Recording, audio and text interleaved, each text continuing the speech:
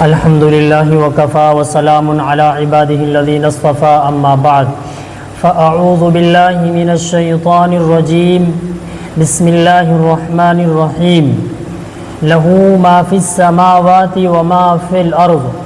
وقال تعالی فی موضع آخر اولم يروا انا خلقنا لهم مما عملت ایدینا انعاما فهم لها مالکون صدق اللہ العظیم۔ اللہ رب العزت والجلال نے ساری چیزوں کو پیدا کیا ہے، ساری چیزوں کو بنایا ہے، اسی وجہ سے اللہ تبارک و تعالی ہر چیز کے خالق اور مالک ہیں۔ لیکن اللہ تبارک و تعالی نے کچھ ظاہری ملکیتیں اور کچھ چیزوں کی ظاہری صورت جو ہے ہمیں بھی ان کا مالک بنا دیا ہے، یعنی انسان کو بھی ظاہری ملکیت عطا کر دی ہے۔ قرآن کریم پارہ نمبر 23 کے اندر اللہ تبارک و تعالی فرما رہے ہیں اولم یروا انا خلقنا لهم مما عملت ایدینا انعاما فهم لها مالکون، کہ کیا ان لوگوں نے نہیں دیکھا کہ ہم نے ساری چیزیں پیدا کی ہیں اور وہ ساری چیزوں کے مالک بنے بیٹھے ہیں۔ تو اللہ تبارک و تعالی نے ہمیں بھی مالک بنا دیا ہے۔ انہی ملکیتوں میں سے ایک ملکیت ہے حکومت کا ہونا، یعنی حکومت بھی ایک ملکیت ہے۔ اللہ تبارک و تعالی نے سب سے پہلے اب حکومتیں دو طریقے کی ہوتی ہیں، ایک حکومت انسانی ہے اور ایک حکومت ربانی ہے۔ حکومت انسانی کا مطلب یہ ہے کہ کچھ لوگوں نے مل کر، کچھ انسانوں نے مل کر ایک قانون بنایا اور اس قانون پر سارے لوگ چلنے لگے، تو یہ حکومت انسانی ہو گئی۔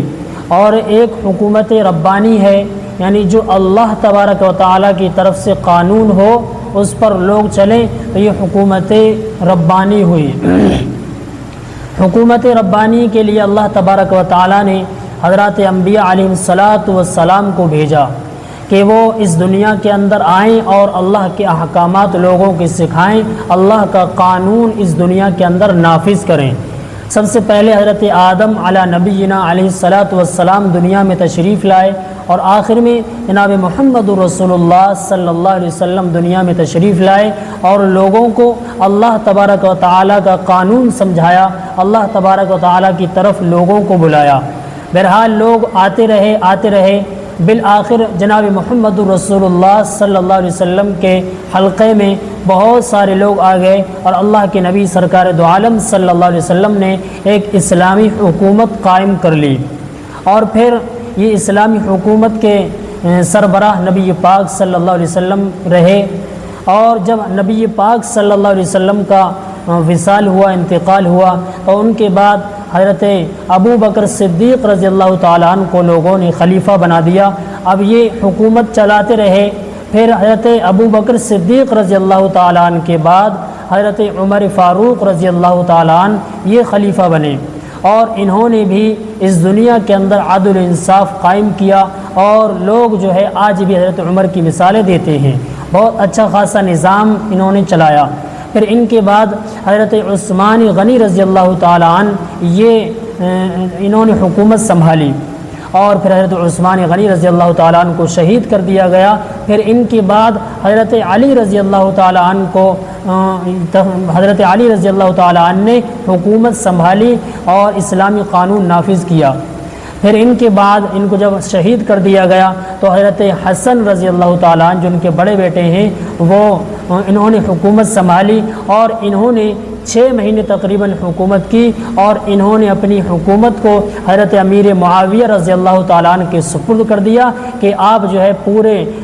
جزیرۃ العرب کے پورے آپ جو ہے حکمراں بن جائیں، اور میں اپنی حکومت حضرت معاویہ کو دیتا ہوں۔ حضرت معاویہ کے ہاتھ پر حضرت حسن رضی اللہ تعالیٰ عنہ نے بیعت کر لی۔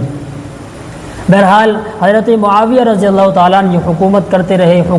رہے، بالآخر حضرت معاویہ رضی اللہ تعالیٰ عنہ کا انتقال ہو گیا، اور ان کے انتقال کے بعد ان کا بیٹا یزید تخت جانشین ہوا اور تخت پر جا بیٹھا، اور پھر اس نے لوگوں کو، اپنے قاصدوں کو بھیجا، دمشق سے لوگوں کو، قاصدوں کو بھیجا کہ جاؤ کوفہ کے اندر جاؤ، مدینہ کے اندر جاؤ، اور ادھر ادھر بھیجا، اپنے قاصدوں کو بھیجا کہ جاؤ لوگوں سے بیعت کرو۔ حضرت امیر معاویہ رضی اللہ تعالیٰ عنہ کا انتقال ہو چکا ہے، اور یزید میں میری اطاعت کرو اور مجھ کو امیر مانو اور میرے ہاتھ پر بیعت کرو۔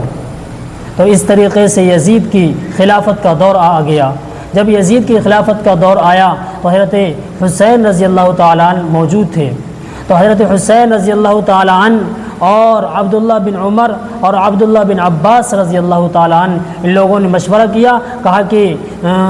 خلافت کا حقدار تو وہ ہوتا ہے جو اچھا خاصا انسان ہو، جو نرم دل ہو، اور جس کے اندر جو ہے ہمدردی، اخوت ہو، اور لیکن یہ چیزیں ان کے اندر نہیں پائی جاتی ہیں۔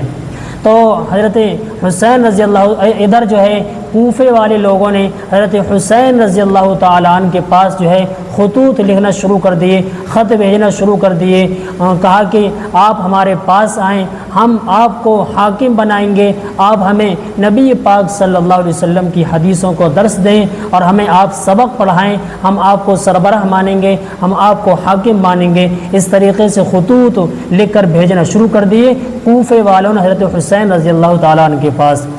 جب تھوڑے وقت خطوط آئے تو حضرت حسین رضی اللہ تعالیٰ عنہ نے اس پر کوئی توجہ نہیں دی۔ جب خطوطوں کی تعداد سینکڑوں تک پہنچ گئی تو حضرت حسین رضی اللہ تعالیٰ عنہ نے لوگوں کو جمع کیا، صحابہ اکرام کو جمع کیا، حضرت عبداللہ بن عباس، حضرت عبداللہ بن عمر رضی اللہ تعالیٰ عنہ، یہ سارے کے سارے لوگ جمع ہوئے، اور ان سے کہا کہ دیکھو کوفے والوں نے یہاں یہ خطوط بھیجے ہیں کہ آپ ہمارے یہاں آئیں اور ہم آپ کو سربراہ مانیں گے، ہم آپ کو حکومت دیں گے، ہم آپ کے ہاتھ پر بیعت کر لیں گے، تو اب مجھے کیا کرنا چاہیے؟ ان تمام لوگوں نے، صحابہ اکرام نے کہا کہ آپ وہاں کوفے کے اندر ہرگز نہ جائیں، کیونکہ کوفی جو ہے بے وفا انسان ہیں، اور انہوں نے حضرت عثمان غنی رضی اللہ تعالیٰ عنہ کو شہید کیا تھا، انہوں نے حضرت علی رضی اللہ تعالیٰ عنہ کے ساتھ بھی غداری کی تھی، آپ وہاں ہرگز نہ جائیں۔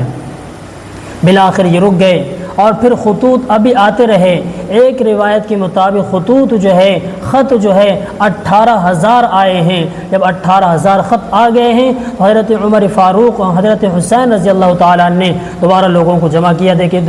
کہا کہ دیکھیے اتنے سارے خطوط آ چکے ہیں، اور اگر کہیں ایسا نہ ہو کہ اگر میں وہاں کوفے کے اندر نہ پہنچا تو میری وجہ سے کہیں لوگ دین اسلام سے ہاتھ نہ دھو بیٹھیں۔ اور پھر یہ بات جب مشورے میں رکھی گئی تو سب لوگوں نے کہا کہ ٹھیک ہے، آپ جانے سے پہلے آپ اپنے لیے کوئی قاصد بھیج دیجئے جو آپ کو وہاں کے پورے حالات سے آگاہ کر دے کہ ہاں واقعی وہ لوگ آپ کو چاہتے ہیں یا کوئی اندرونی سازش ہے۔ جس کے لیے حضرت حسین رضی اللہ تعالیٰ عنہ نے اپنے چچا زاد بھائی مسلم بن عقیل رضی اللہ تعالیٰ عنہ کو قاصد بنا کر بھیجا، اور کہا کہ آپ وہاں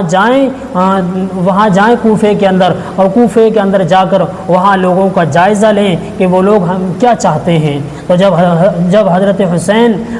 حسین نے حضرت مسلم بن عقیل رضی اللہ تعالیٰ عنہ کو کوفے کے اندر بھیجا ہے، مسلم بن عقیل کوفے کے اندر گئے ہیں، تو مسلم بن عقیل رضی اللہ تعالیٰ عنہ کے ہاتھ پر لوگوں نے جو ہے بیعت کرنا شروع کر دی، اور کہا کہ آپ حضرت حسین کو بلائیے، ہم حضرت حسین کو مانیں گے، ہم حضرت حسین کو جو ہے خلیفہ بنائیں گے۔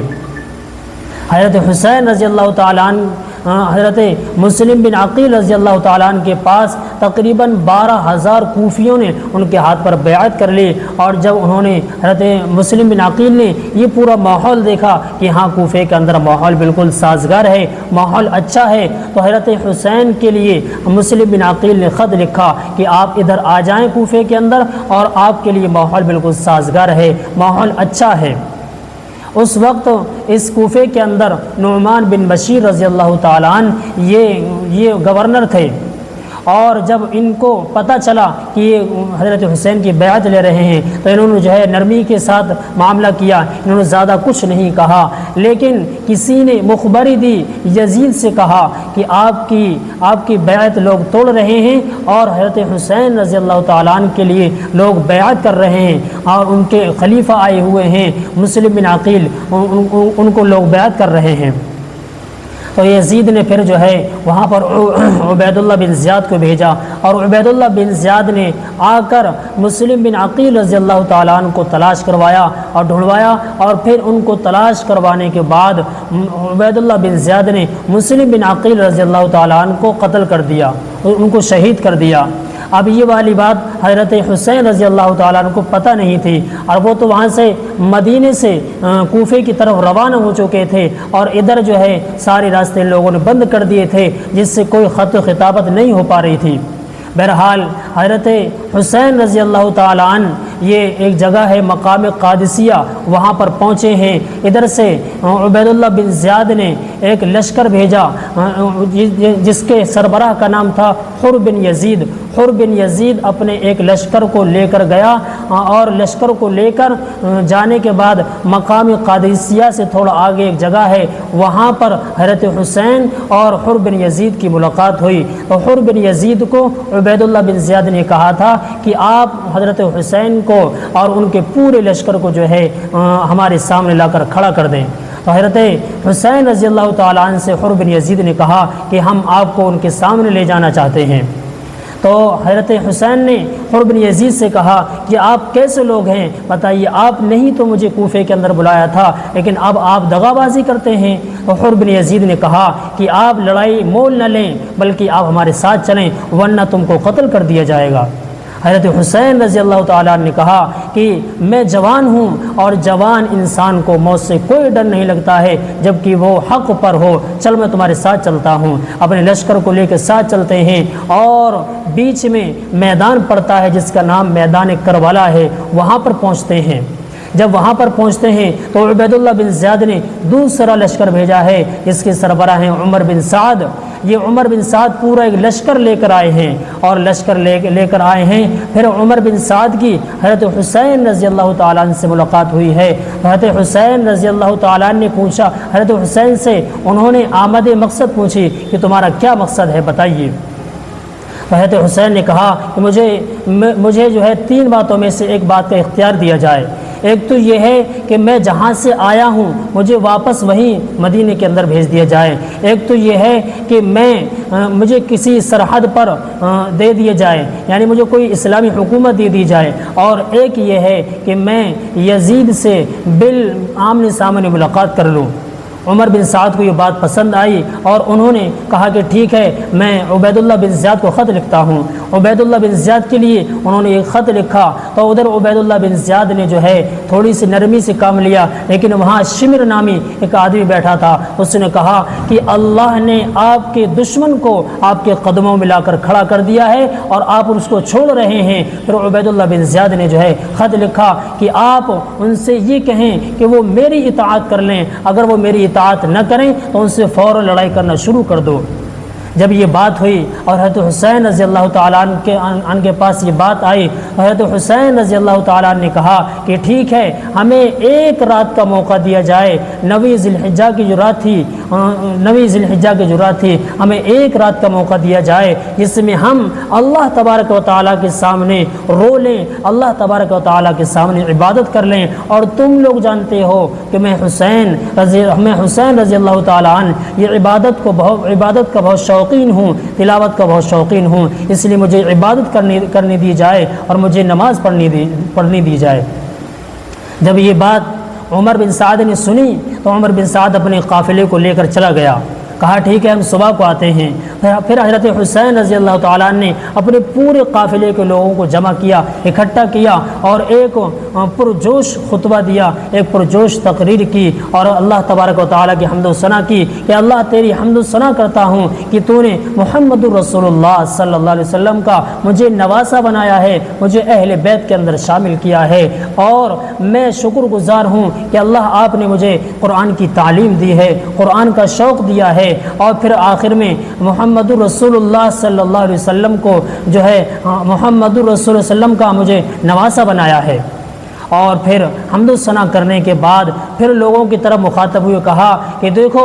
میں سمجھ رہا ہوں کہ کل ہو سکتا ہے ہمارا آخری دن ہو، اور میری طرف سے تم سب لوگوں کو اجازت ہے، جو جہاں جانا چاہے چلا جائے، جہاں جس کو پناہ مل سکتی ہے وہاں چلا جائے، لیکن حضرت حسین کے پورے لشکر نے بہت وفاداری کے ساتھ کام لیا اور کہا کہ نہیں، جہاں آپ ہوں گے ہم بھی وہیں رہیں گے۔ جب یہ تقریر سنی تو حضرت حسین رضی اللہ تعالیٰ عنہ کی بیٹی، حضرت حسین رضی اللہ تعالیٰ عنہ کی بہن زینب بنت علی رضی اللہ تعالیٰ عنہ یہ بے قابو ہو گئی اور یہ رونے لگی۔ تو حضرت حسین نے کہا، میں تمہیں اللہ کی قسم دیتا ہوں اے میری بہن، اگر میری شہادت کی تم خبر سنو، اگر میرے انتقال کی تم خبر سنو تو آپ نے اپنے کپڑوں کو پھاڑنا نہیں، اپنے گریبان کو چاک نہیں کرنا، اپنے بالوں کو نوچنا نہیں، ایسا کچھ بھی نہیں کرنا۔ بہرحال ان کو صبر کی تلقین دی اور صبر کی تلقین دینے کے بعد پھر پوری رات عبادت میں گزار دی اور پوری رات عبادت کرتے رہے۔ جب صبح کا فجر کا 10ویں محرم کا صبح کا جب وقت ہوا تو ادھر سے عمر بن سعد کا لشکر آ گیا اور ادھر جو ہے حضرت حسین رضی اللہ تعالیٰ عنہ نے اپنے لوگوں کی صفیں سیدھی کی اور ان کو فجر کی نماز پڑھائی، اور فجر کی نماز پڑھانے کے بعد جب دونوں لشکر آمنے سامنے ہو گئے، ادھر حضرت حسین کا لشکر ہے، ادھر جو ہے عمر بن سعد کا لشکر ہے، پھر حضرت حسین رضی اللہ تعالیٰ عنہ اور عمر بن سعد کے لشکر میں سے ایک آدمی اٹھا اور اس نے کہا، کیا بتاؤ تم میں کوئی حسین ہیں؟ کیا بتاؤ تم میں کوئی حسین ہیں؟ اس نے 3 مرتبہ کہا تو ادھر سے حضرت حسین رضی اللہ تعالیٰ عنہ کی طرف سے جواب ملا کہ جی ہاں، بتاؤ تجھے کیا کام ہے؟ اس نے کہا کہ آپ کو جہنم کی خوشخبری سناتے ہیں، ہم تمہیں جہنم میں بھیجنے والے ہیں۔ حضرت حسین نے کہا کہ نہیں، میں اپنے رب اور محمد رسول اللہ صلی اللہ علیہ وسلم کے پاس جا رہا ہوں۔ جب یہ بات سنی پھر حضرت حسین نے کہا کہ بتا تو کون ہے؟ تو اس نے کہا ابن حوزہ ہوں میں۔ تو کہا اے اللہ، اے میرے خالق، اے میرے مالک، آپ اس کو جہنم کے اندر کھینچ لیجئے۔ بس حضرت حسین نے یہ دعا کی اور پھر اس ابن حوزہ یہ حضرت حسین کی طرف دوڑا، بیچ میں جو ہے ایک گڑھا تھا، اس گڑھے کے اندر یہ گر پڑا اور اس کا پیر رکاب کے اندر، گھوڑے کے اندر رہا تو اس کے ٹکڑے ٹکڑے ہو گئے اور آدھا دھڑ اس کا جو ہے یہ اس میں لگتا ہوا درختوں کے اندر چلا گیا۔ اور وہاں دوسرا ایک آدمی جو چاہتا تھا کہ میں حضرت حسین کا قتل کروں گا سب سے پہلے، وہ یہ پوری کرامت دیکھ کر حضرت حسین کی بھاگ گیا کہ میں ان سے کبھی مقابلہ نہیں کروں گا۔ بہرحال اس طریقے سے جو ہے جنگ کی شروعات ہو گئی، اور جب جنگ شروع ہوئی تو حضرت حسین رضی اللہ تعالیٰ عنہ کے لشکر والے لوگوں نے جو ہے بہت وفاداری کے ساتھ، بہت شجاعت اور بہادری کے ساتھ کام لیا، اور حضرت حسین کے لشکر والے کوفیوں کے طرف جاتے تھے، جس طرف جاتے تھے اس طرف پورا معاملہ صاف کر دیتے تھے۔ اور جب عمر بن سعد کے لشکر میں سے ایک آدمی نے یہ کام دیکھا کہ جدھر یہ لوگ جاتے ہیں ادھر کا پورا معاملہ صاف کر دیتے ہیں، تو اس نے کہا کہ آپ جو ہے اور لوگوں کے بھیجیے جو تیر اندازی ہوں، تیر والے ہوں، تو ادھر سے جو ہے اور لشکر والے لوگ آتے ہیں اور لشکر والے لوگ آ کر پھر مقابلہ کرتے ہیں۔ بالآخر میں حضرت حسین رضی اللہ تعالیٰ عنہ کے پورے لشکر والے شہید ہو گئے، اور حضرت حسین رضی اللہ تعالیٰ عنہ یہ سخت پیاس کی وجہ سے ایک نہر ہے فرات، اس کے پاس گئے اور اس کے پاس پانی پینا چاہا تو ایک آدمی نے جو ہے حضرت حسین کے نیزہ مارا، جس سے حضرت حسین کے وہ گلے میں لگا اور خون نکل پڑا۔ حضرت حسین نے وہ خون اس طریقے سے لیا اور اس کو آسمان کی طرف اچھال دیا اور اللہ سے کہا کہ اللہ، آپ ان ظالموں سے آپ انتقام لے لیجئے، اب میں تو ان سے انتقام نہیں لے سکتا ہوں۔ حضرت حسین رضی اللہ تعالیٰ عنہ تھوڑا سے اٹھے تو پیچھے سے ایک آدمی نے داہنی طرف وار کیا، پھر ایک آدمی نے جو ہے پیچھے سے وار کیا، اس سے نیزہ مار دیا۔ حضرت حسین رضی اللہ تعالیٰ عنہ یہ زمین پر گر پڑے اور یہ اٹھنا چاہتے تھے لیکن انہوں نے جو ہے اٹھنے نہیں دیا۔ سنان یہ ایک آدمی ہے، اس نے جو ہے ان کے نیزہ مارا، ان کو زمین پر گرا دیا، اور پھر سنان گھوڑے کے اوپر تھا۔ سنان نے ایک آدمی سے کہا کہ آپ ان کو ذبح کر دیں، آپ ان کی گردن کو ختم کر دیں، لیکن وہ آدمی جیسے ہی آگے بڑھتا ہے تو اس کے ہاتھ جو ہے کانپنے لگتے ہیں۔ حضرت حسین رضی اللہ تعالیٰ عنہ کا سر اس نے قلم نہیں کیا، پھر یہ سنان گھوڑے سے نیچے اترتا ہے اور حضرت حسین رضی اللہ تعالیٰ عنہ کا جو ہے سر جو ہے تن سے جدا کر دیتا ہے، اور پھر اس کی طرف پھینکتا ہے کہ تیرے ہاتھوں کے اندر اتنی طاقت بھی نہیں ہے کہ تو اس کا ذبح کر سکے۔ بہرحال یہ سنان جو ہے اپنے گھر میں اس سر کو اٹھا کر لے کر آتا ہے اور اپنی بیوی سے اور سر اٹھا کر لے کر آتا ہے، اور اپنی بیوی سے کہتا ہے کہ میں دنیا اور آخرت کے مال و دولت لے کر آیا ہوں۔ اس کی بیوی کہتی ہے کہ بتاؤ کیا چیز لے کے آیا ہو؟ تو کہا کہ حضرت حسین کا سر لے کر آیا ہوں۔ اس کی بیوی نے کہا اے بدبخت، جا، میں تجھ سے الگ ہوتی ہوں، میں تیرے ساتھ نہیں رہتی ہوں۔ لوگ جو ہے سونا چاندی اپنے گھر پر لے کے آتے ہیں، لیکن تو نواسے رسول محمد رسول اللہ صلی اللہ علیہ وسلم کا